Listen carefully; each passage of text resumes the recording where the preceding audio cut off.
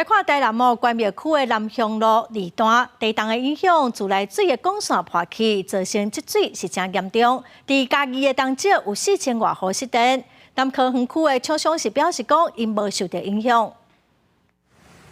大量的水道水对涂骹溢出来，规个车路水是即个真严重。相关人员嘛赶紧指挥交通。早起7点58分，花莲发生7.2的大地动。台南虽然无重大的灾害，不过上大的震度嘛有4级，造成关庙区一路段水管排气零件落去，车路是规个做大水。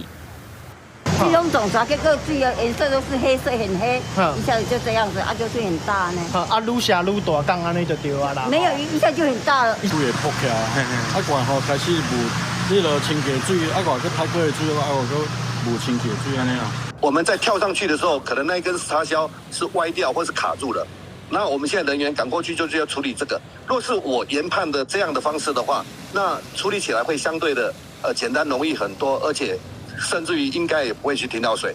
经过自来水公司厂修顶部测10点修理好势，唔那台南嘉义的民众嘛感觉地动厉害，都有卖场的监视器翕到大量的商品落落去涂骹。也当就这边是变电所出问题，造成4000外户失电。加在早起8点55分，电动总来。也嘉义台南高铁站是因为地动尾降级运转，倒了很多东西，然后也有一些玻璃碎掉，轻钢架也掉了。另外，台南科学园区管理局表示，讲厂商地动仪嘛测到震度大约4级，不过目前园区厂商汇报拢无影响。记者台南嘉义报道。